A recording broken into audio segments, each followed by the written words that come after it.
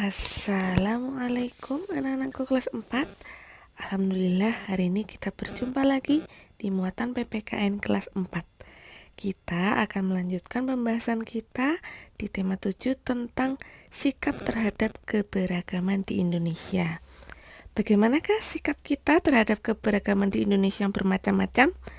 Yuk kita simak bersama-sama video pembelajaran hari ini. Sebelumnya, mari kita ingat dulu keberagaman agama di Indonesia. Ada apa sajakah itu?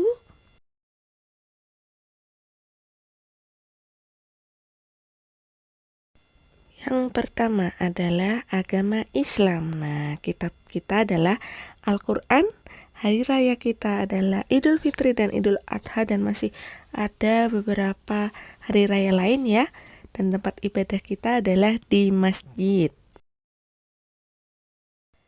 Yang kedua ada agama Kristen, kitab sucinya adalah Injil, tempat ibadahnya di gereja, dan contoh hari raya yang Ustazah sebutkan adalah Natal ya.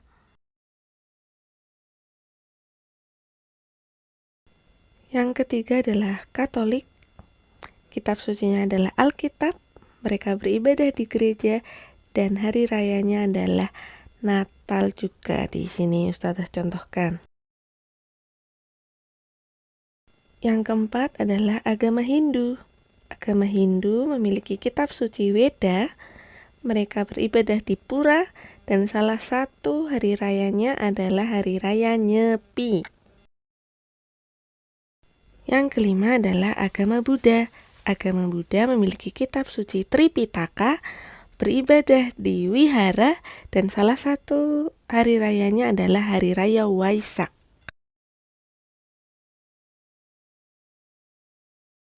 Dan yang keenam adalah agama Konghucu. Kitab sucinya adalah kitab suci Shishu. Mereka beribadah di kelenteng, dan salah satu hari rayanya adalah hari raya Imlek. Keragaman agama di Indonesia disebabkan oleh letak Indonesia yang strategis, yaitu jalur perdagangan dunia. Nah, dulu para pedagang yang datang dari luar negeri itu juga menyebarkan agamanya ke Indonesia. Banyak perbedaan yang dimiliki Indonesia, mulai dari agama, suku, bahasa, budaya, dan mata pencaharian. Perbedaan masyarakat merupakan keberagaman Indonesia yang dirangkai dalam bingkai Bhinneka Tunggal Ika ya, semboyan kita di Indonesia yang memiliki arti berbeda-beda tetapi tetap satu jua.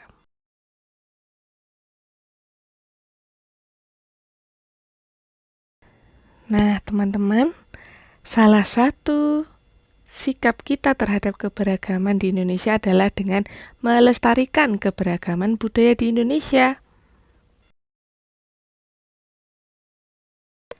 Sebelumnya kita sudah bersama-sama belajar tentang keberagaman. Ada keberagaman rumah adat, agama, suku, bahasa, pakaian adat, tari, makanan tradisional, dan masih banyak lagi. Bagaimana cara melestarikan budaya-budaya di Indonesia yang sangat beragam ini?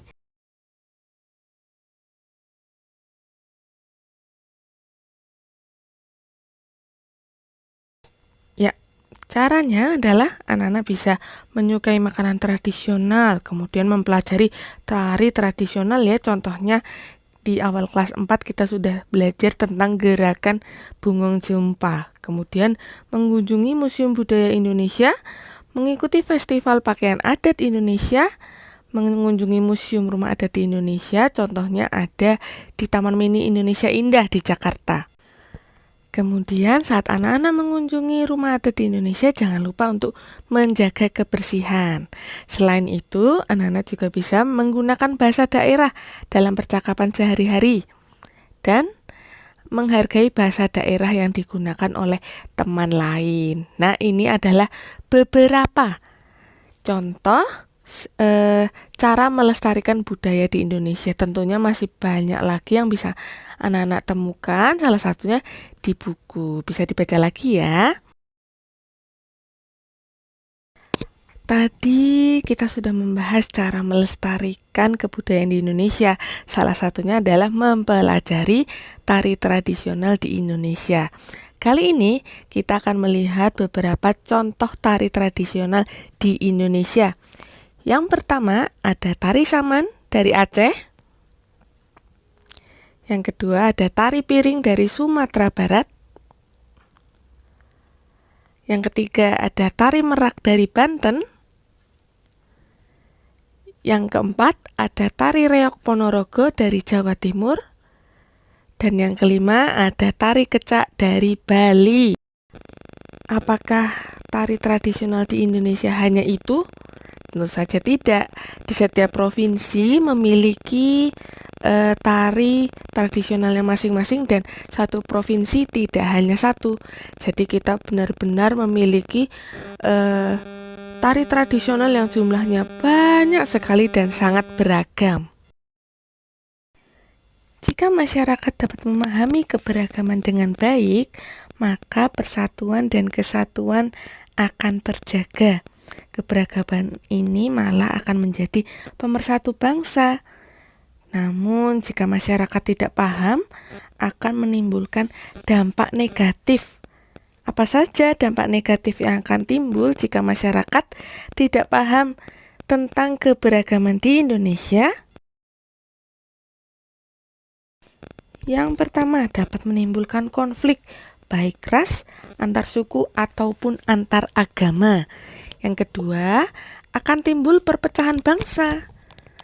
Dan yang ketiga, menganggap budaya sendiri lebih baik daripada budaya daerah lain. Jadi dia merendahkan budaya-budaya yang bukan dari daerahnya.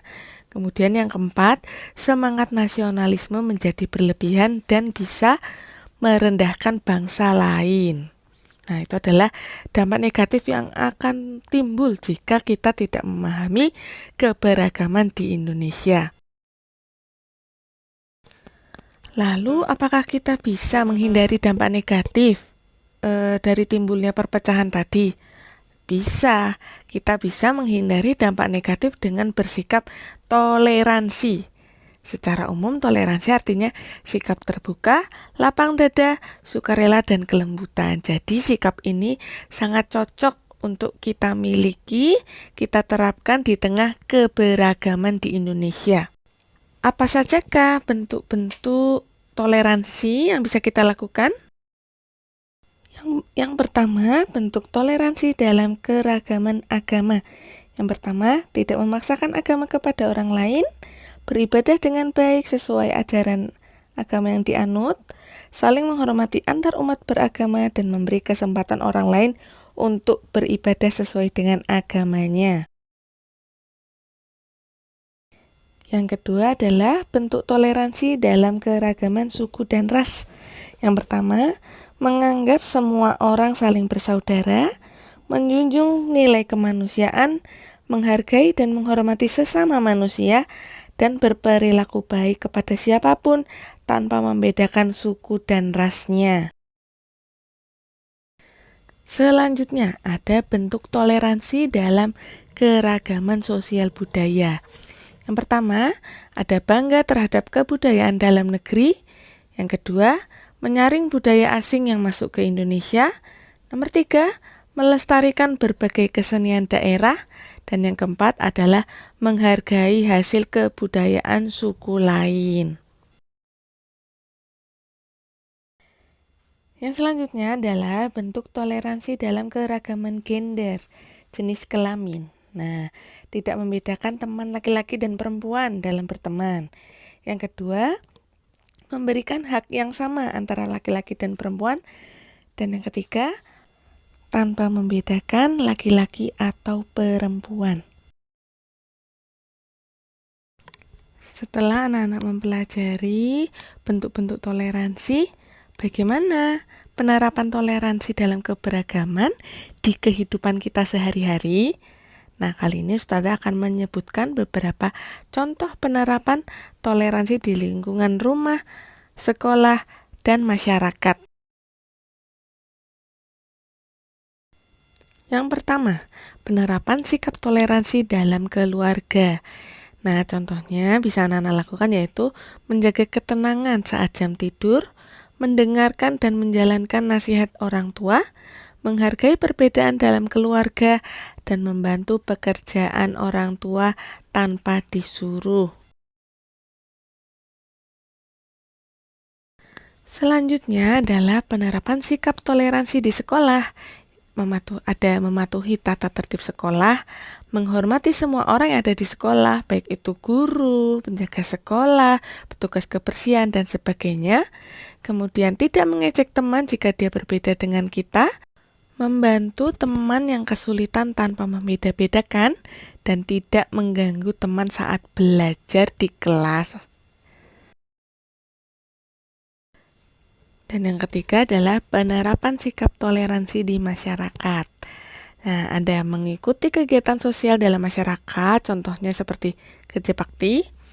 Kemudian ada memberi kesempatan tetangga untuk beribadah dan saling tolong-menolong dan bersikap ramah kepada siapapun tanpa membeda-bedakan.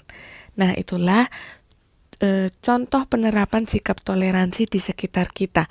Apakah penerapan sikap toleransi ini memiliki manfaat untuk kita? Tentu saja ada manfaatnya. Yang pertama, mempererat tali persaudaraan, tercipta kerukunan, meningkatkan persatuan dan kesatuan, serta menghindari sikap diskriminasi atau membeda-bedakan. Sampai di sini, apakah anak-anak sudah paham sikap yang harus kita miliki di tengah keberagaman di Indonesia? Jika masih ada yang bingung, silakan japri Ustazah lewat WA ya, atau bisa bertanya di sekolah ketika bertemu langsung.